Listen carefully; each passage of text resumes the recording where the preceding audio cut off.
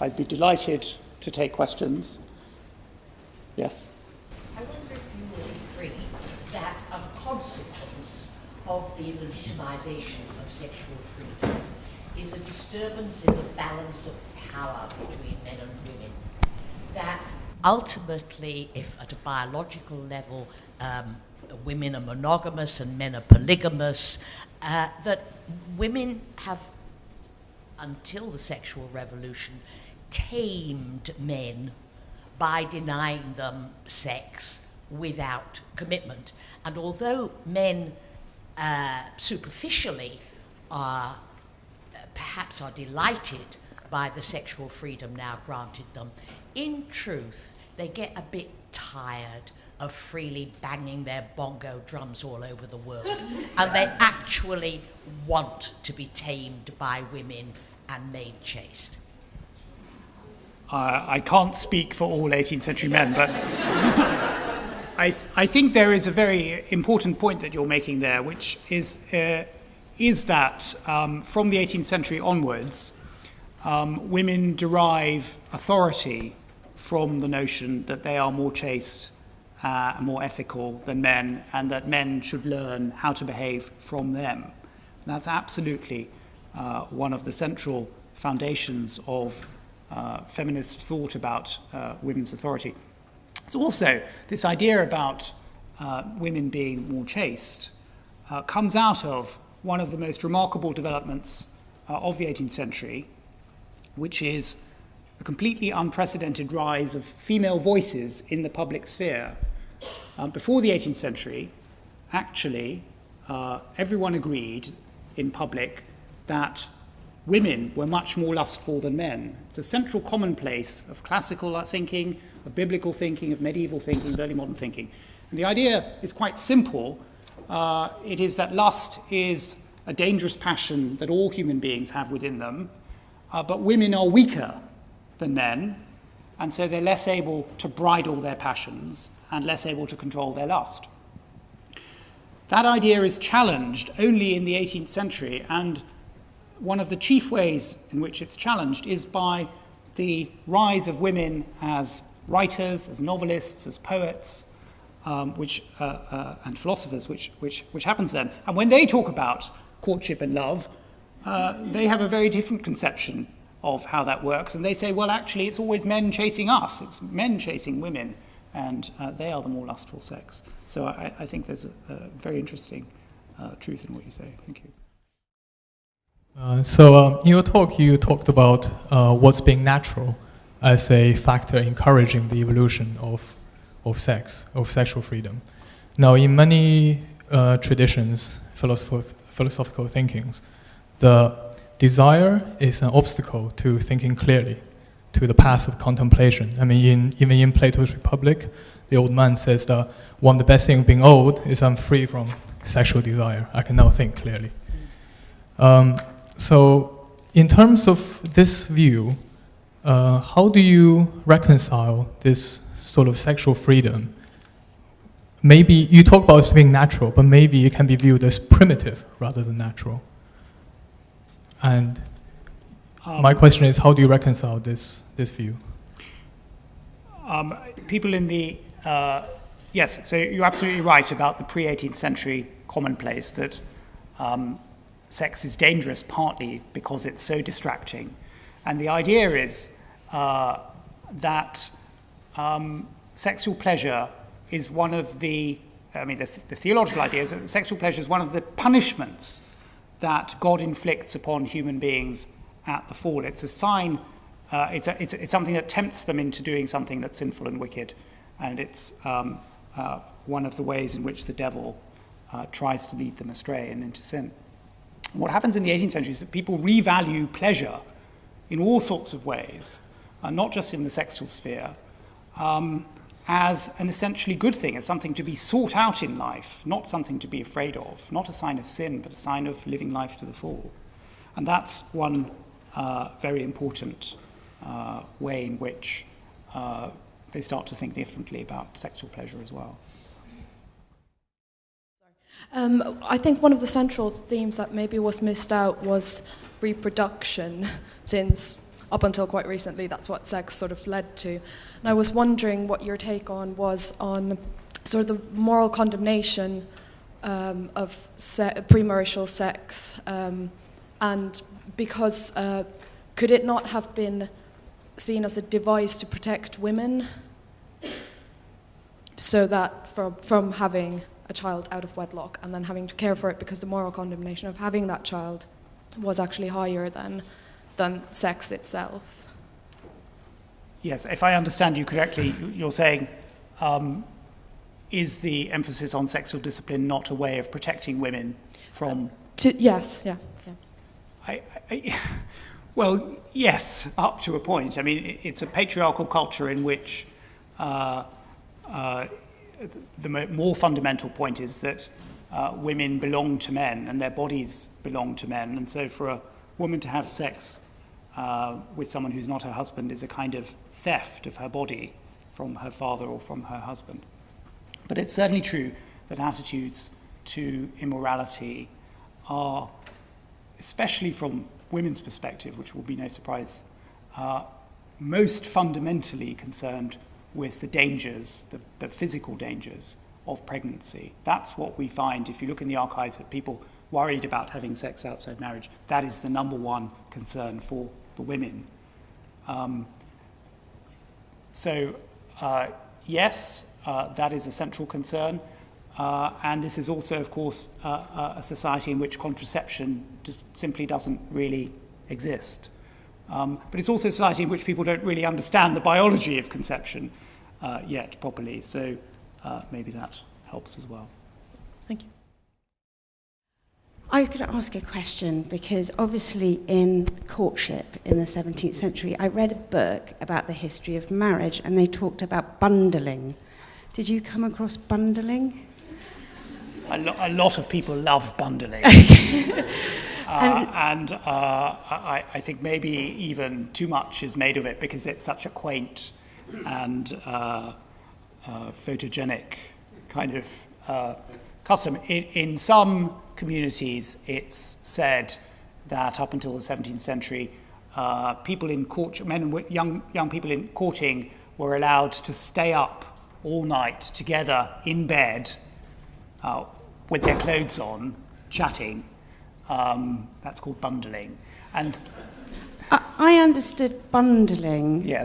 From the book that I read, that it was actually you were engaged with any kind of foreplay other than penetration, and it could be done behind a screen with your grandmother or mother on the other side of the screen. My question is Yes. that maybe somebody's kind of suppression can also be maybe today perceived as a strange kind of liberation. Yes, I understand what you're saying. I mean, some historians have tried to argue that what changes from the 17th to the 18th century, partly to explain this huge surge in births out of marriage and pregnancy, is simply that people start having different kinds of sex. They stop doing all this petting and they start having more penetrative sex. I'm afraid there is really no evidence for that, first of all, in the sources that we have relating to what people get up to in courtship. But secondly, more importantly, it cuts against the overriding message of pre-modern sexual discipline, which is about restraint in general. It's not just about not having penetrative sex, it's about bridling your lust. And kisses and wanton kisses and all sorts of other things are equally inveighed against and equally seen to be the thin end of the wedge in pre-modern culture. So it's simply not part of how people think of the separation between what's permissible and what's not permissible. The time that this is starting to happen, people are travelling internationally more than they used to, both for business and for pleasure. A lot of these kind of ideas, are they evolving in this country or are they being brought in from other cultures? That's a very good question. I'm glad you asked that. A lot of the arguments for greater sexual freedom point to other cultures around the world where people seem to behave rather differently. And this is, of course, a great age of overseas exploration and of more communication about that back home.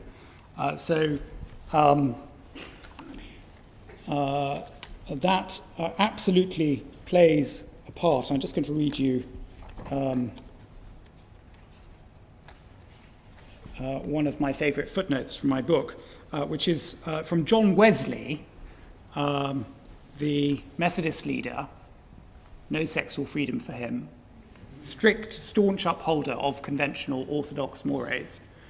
And what this shows is the extent to which these new ideas about what happens in other parts of the world are spreading.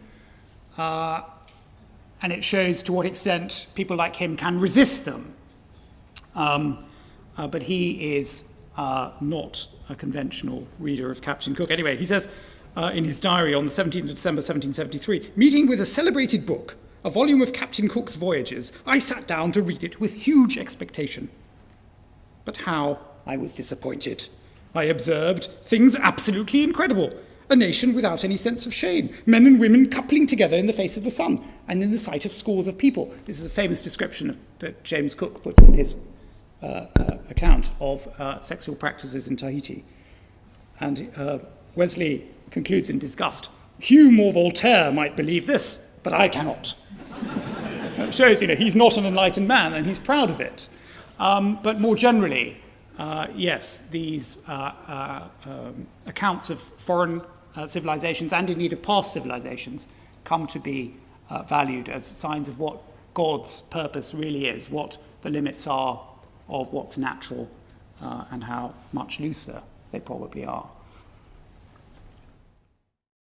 Hi, yeah. I was wondering if you viewed the sexual revolution as still going on. I mean, you sort of talk historically about how everyone argued that they were only following their natural desires, and obviously in today's age there are still many sexual activities that we regard as, or largely regard as abhorrent or even illegal. Yet the practitioners of those sexual activities would themselves probably argue that they are merely following their own natural desires. So I was wondering if you felt that the revolution was still continuing and we were moving in a more positive or negative direction. I'm really glad of that question, thank you. Because the last part of my book is about this. It's about how the story continues after 1800 through the 19th and 20th centuries and up to the present day. So the curious thing is, sex is becoming both more private in our society, in the sense that more and more types of sexual behaviour are seen as essentially private and not the concern of the state and not infringing on the public good. And the clearest example of that in recent times, of course, is the re-evaluation of homosexual behaviour. Even just a few decades ago, the governments of the United Kingdom and the Supreme Court of the United States unequivocally upheld the view that homosexual behaviour was bad and that ultimately it could be punished for the public good. Now, the idea of sexual freedom has advanced capaciously to enshrine the principle in European law, in British law, and in the law of the United States that this is a matter of sexual privacy. So I think, yes, absolutely, it is still expanding, but as I try to show in the book, it's not a one-way progression. And the new ways of thinking about what's natural create themselves inequities that also are still with us. And one of the things that happens in the first sexual revolution is that what used to be a very coherent, simple, fundamentalist worldview is exploded, and it's not replaced by one single view of what is right or wrong. It's replaced by inherently unstable plurality of approaches. We can never, ever agree anymore because these concepts of the private and the public and the natural are tremendously powerful, but they're also impossible to pin down. And I think that process is just unending. And similarly, sex is also becoming more public in various ways in the world today. So that tension goes right back to the first sexual revolution. And there's a lot in the, has been in the media certainly while I've been growing up about the sexualization of children and the loss of their innocence. I know for a fact when I was a kid I wasn't really bothered about boys at all until I was in my late teens. And my experience of meeting teenagers and preteens is that that is not the case. Is there a precedent for this in the studies that you've done and the research that you've done? Or do you maybe not even agree with with my No, belief? I think I understand exactly what you're saying, and I think it's clear that part of that has to do with the greater commercialization of sex, something that starts in the 18th century, but now, has taken on unprecedented contours in our modern world, and forms of communication that we have, and the internet especially, has accelerated a lot of the things even further that I talk about. But one of the differences between the 18th century and our own day is a different conception of childhood and a different conception of sexuality within that. So one of the ways in which, if you read Jeremy Bentham's manuscripts, for example, it's clear that he's a man of the 18th century, even though the ideas he articulates are still powerful and influential today, is that he thinks of the many different kinds of sexual behavior that could exist. One that should be absolutely permissible is sex between pupils and their teachers. They can only both learn from that. It's a good thing for everyone. And I think that shows a very different conception of authority and power than we would now be comfortable with. You call it the first sexual revolution. Are you sure that this whole process hasn't happened before, or that this is not part of some sort of cycle, that maybe we're going to return to something pre-modern eventually, or that this whole thing is more cyclical? It sounds very linear the way you've described it, but is it not possible that it's something more cyclical, taking a longer view? No. Because what I describe, what I do in the book, so for starters, let me say this is about Western civilization. I'm not talking about the history of other cultures around the world, although I do think that there are very interesting parallels between pre-modern Western culture and fundamentalist worldviews around the world today, in Islamic societies, but also in other kinds of theocratic cultures, such as fundamentalist Christians and so on. But what's so striking about Western society from, if you like, the Anglo-Saxons all the way to the 17th century is that sexual discipline is completely taken for granted as the way of dealing with sex outside marriage, and that it's becoming stronger and stronger and stronger and stronger.